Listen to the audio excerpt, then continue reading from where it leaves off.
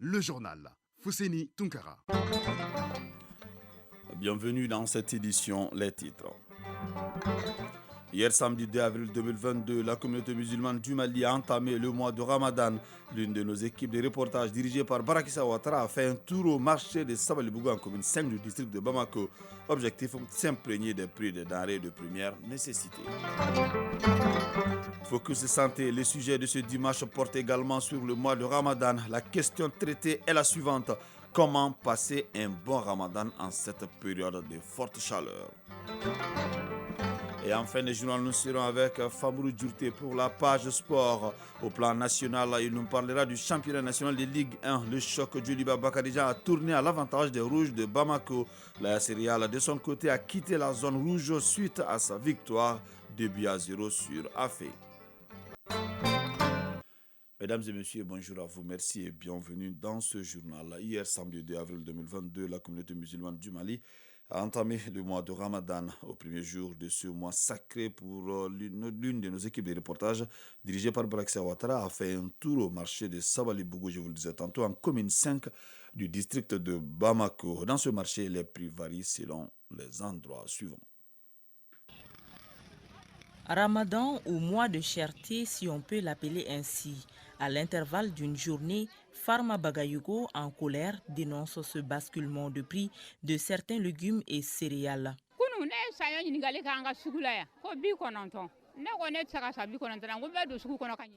Aujourd'hui, il est à 500 francs. Ce chou est à 150 francs. Le kilo d'oignon est à 200 francs et ça c'est pour 100 francs. Le gingembre fortement consommé pendant cette période n'y échappe pas. Les pommes de terre, n'en parlons pas. Mamadou Daou, commerçant. Le prix de la pomme de terre a grimpé. On prenait le sac à 5 000 francs. Maintenant, il est passé à 6 250 francs CFA. Le panier de la ménagère est donc sous pression et peine à se remplir. Les ménagères qui redoutaient la flambée des prix pendant cette période ont vu leurs craintes confirmées. Certains vendeurs confirment cette cherté bien avant le Ramadan. Adama Diakité, vendeur de poissons fumés.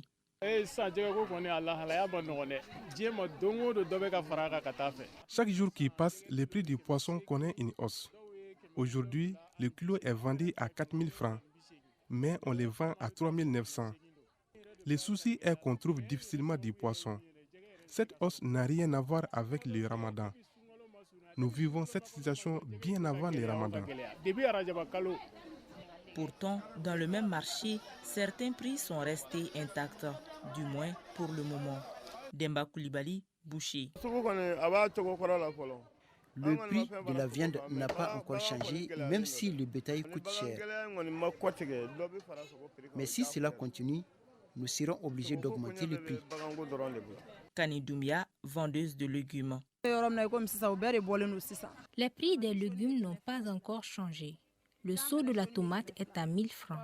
Celui du gombo aussi. Le prix du piment et poivron sont aussi abordables.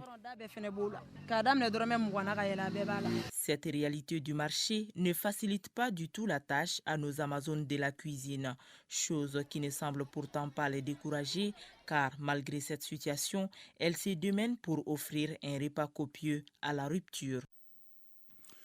Plus de 155 millions de francs CFA, c'est le coût du centre de santé communautaire de Missira à Ségou. Ce centre inauguré le jeudi dernier est financé par le Royaume de Danemark. Il permet d'offrir des soins de santé à près de 12 000 habitants de la commune de Ségou et des communes environnantes. Kandesila. Bâti sur environ 1 hectare, le centre de santé communautaire de Missira à Ségou, désormais opérationnel, est composé d'un dispensaire, d'une maternité, d'une pharmacie, d'un hangar de vaccination et autres dispositifs d'eau et d'électricité. Le tout financé par le Royaume de Danemark. Nuhun Diarra, maire de la commune urbaine de Ségou. Le centre de santé communautaire que l'on inaugure ce jour, tiré du PDSEC de la commune, a été construit et équipé par l'ambassade royale du Danemark à travers l'ANICT, l'Agence nationale d'investissement des collectivités, pour un coût total d'environ 155 millions de francs CFA, y compris l'équipement. Cette contribution renforce ainsi la bonne collaboration entre le Mali et le Royaume du Danemark. Niel Bossen, chef de coopération à l'ambassade du Danemark. C'est une activité qui rentre dans le cadre du programme Pays du Danemark pour le Mali, qui est un programme en cours depuis 2017, à une valeur autour de 100 milliards de francs CFA.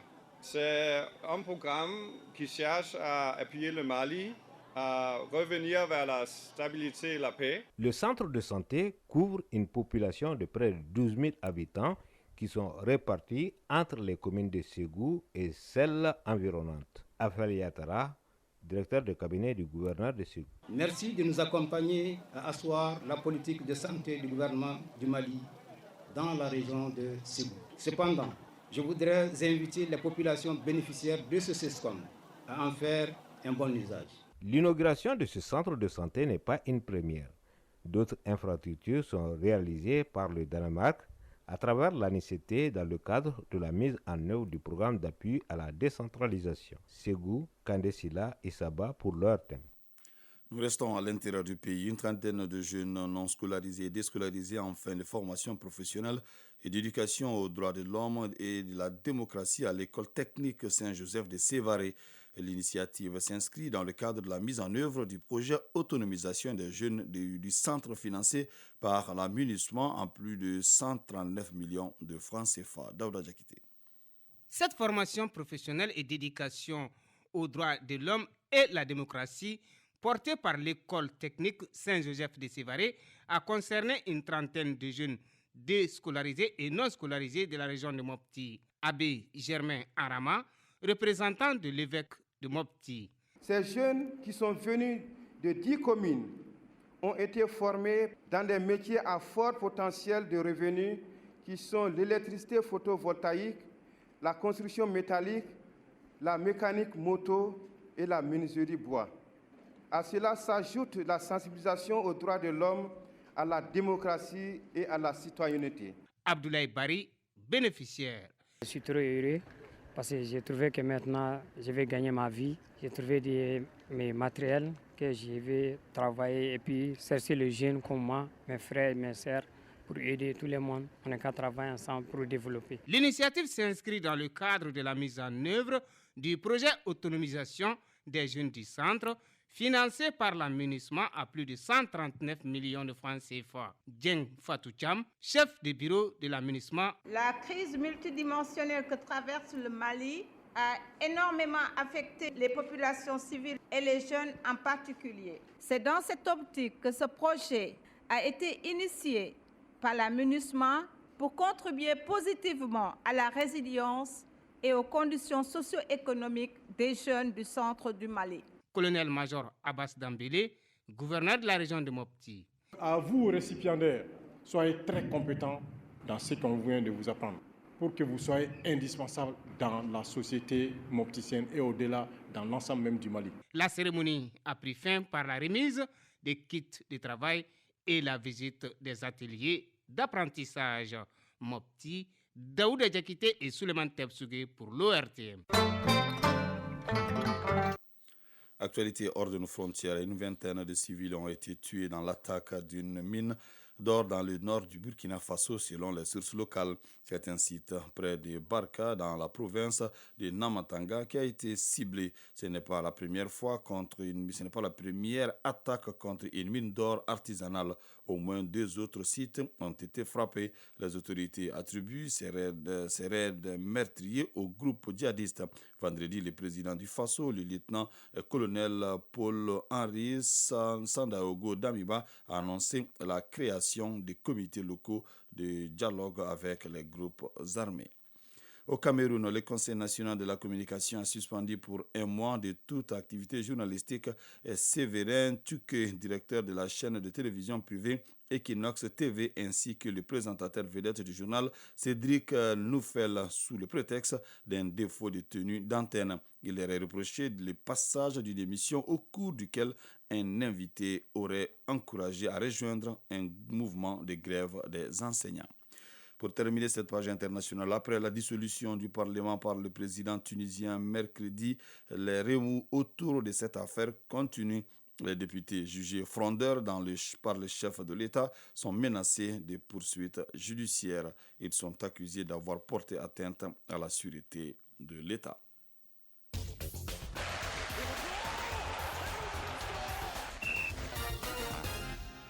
Neuf heures passées de 9 minutes. À présent, la page sport est avec vous, Famrou Djourté. Bonjour. Bonjour, Hussein Toubara. Football, le championnat national de Ligue 1. Le choc Djoliba Bakaridjan a tourné à l'avantage des Rouges de Bamako. L'Est Real, de son côté, a quitté la zone rouge suite à sa victoire 2-0 sur Afé. Oui, l'AS Real a réalisé la meilleure opération grâce à sa précieuse victoire 2-0 sur Afé. Cette performance permet à l'AS Real de sortir de la zone de relégation avec 20 points. Les Scorpions sont désormais 11e devant Afé et 12e, 20 points également. La 18e journée de la Ligue 1 a bien démarré ce samedi avec un changement de leader. Le Djoliba AC a battu l'AS Bakaridjan 1-0. Ce score permet au Djoliba AC, 31 points plus 12, de s'installer à la tête du classement devant l'AS Bakaridjan, 31 points plus 7. Akita, l'USCK s'est imposé 2-1 devant la Somme. Au même moment, à Koulikoro, le CS de Golovla a été tenu en échec par Yélin Olympique 1-1. La 18e journée se poursuit ce dimanche avec 2 matchs dont Stade Malien de Bamako Asco pour prendre fin demain lundi avec 3 rencontres. La phase de groupe des compétitions interclubs de la CAF prend fin ce week-end. En effet, d'abord en Ligue des Champions, ce samedi, le Wydad de Casablanca et l'Espérance de Tunis ont assuré la première place dans leur groupe respectif à l'occasion de la 6e et dernière journée. Ce dimanche, à la Ligue d'Égypte, double tenant du titre tentera de s'emparer du dernier billet pour les quarts de finale. Pour cela, la mission est simple, ne pas s'incliner à domicile contre les Soudanais d'Al Hilal. Les qualifiés sont dans le groupe A, Mamelodi Sundowns de l'Afrique du Sud, en attendant le deuxième qualifié entre Al Ahly d'Égypte et Al Hilal du Soudan ce soir.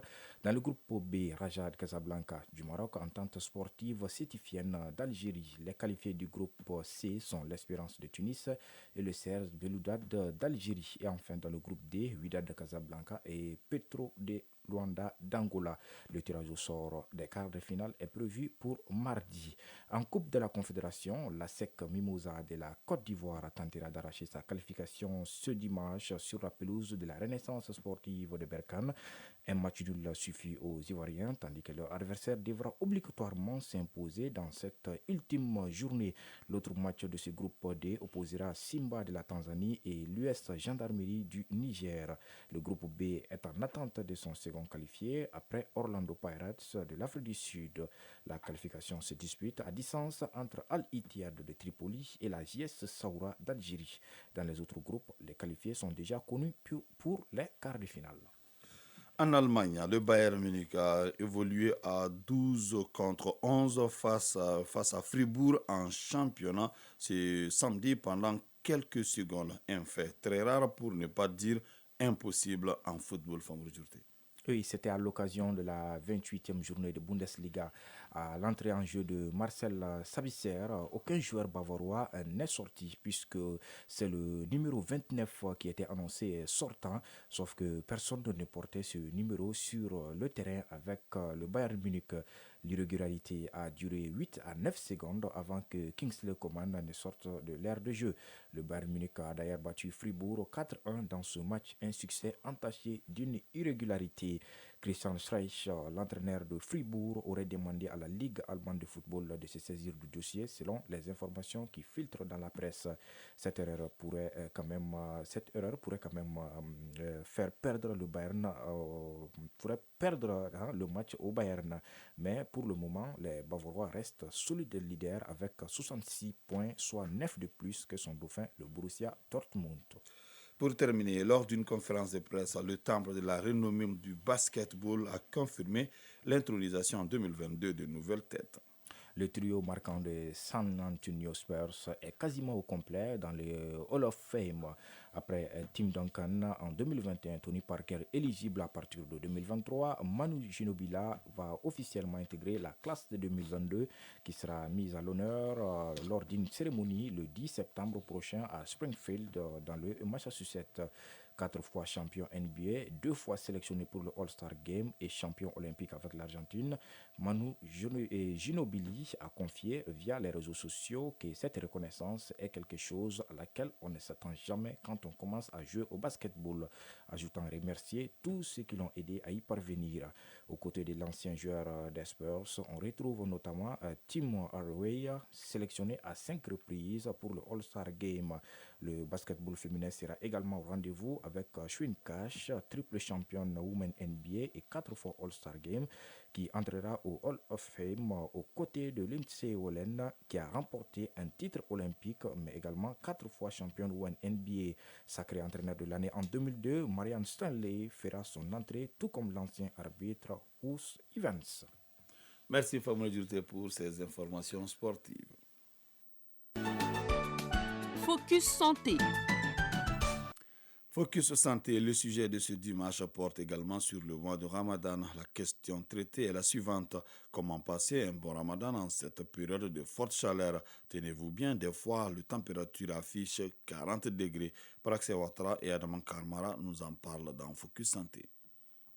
40 degrés comme température maximale. C'est sous ce climat que les fidèles musulmans accueillent le Ramadan, un mois au cours duquel les musulmans adultes et enfants ayant atteint la puberté, selon le courant de l'islam, doivent s'abstenir de boire et de manger de l'aube jusqu'au coucher du soleil. Abdoulaye Traoré. Avec le Ramadan, la chaleur, ça ne va pas être facile, parce que quand vous jeûnez et puis passez pour venir au travail, non. Une dure épreuve, certes, mais qu'il faut accepter de surmonter selon Boubacar Sidibé, qui souligne qu'il s'agit de s'acquitter de son devoir religieux.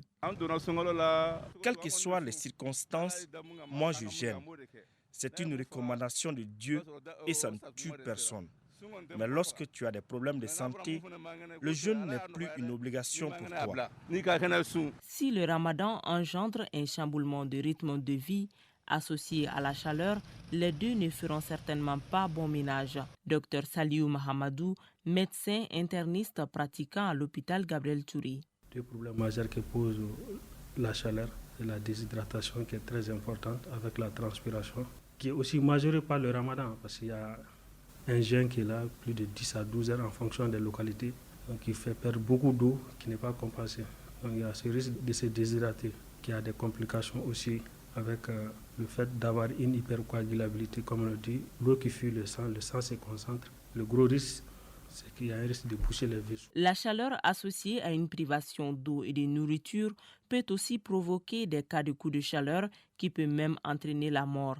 Dr Saliou Mahamadou. Qui est quand même une situation souvent très grave, fait que souvent les patients ont des tensions, ont des températures très élevées pouvant atteindre 40 degrés avec des complications sur le cœur, le vaisseau, le système nerveux. Ces deux périodes qui coïncident présentent des risques bien réels, surtout chez les personnes âgées, les femmes enceintes et les personnes atteintes de maladies chroniques. Dr Saliou Mahamadou. Quand les gens ont d'autres maladies chroniques, quand les gens sont diabétiques, surtout qui veulent jeûner, ces gros risques-là. Et souvent aussi il y a le risque de l'hyperglycémie, parce que quand les gens ne mangent pas, l'organisme réagit pour apporter du glucose. Et avec le jeûne aussi, à un moment donné, l'organisme est obligé d'utiliser les graisses pour pouvoir apporter du sucre nécessaire aux différents organes. Donc c'est qui va produire des corps cétonuriques qui vont donner des problèmes respiratoires, des problèmes de douleur abdominale, de vomissements. Autres personnes qui peuvent s'attendre à des coups durs de cette période, les personnes vivant avec un handicap, les couches socialement défavorisées, mais également certaines couches professionnelles dont le métier les expose permanemment au soleil.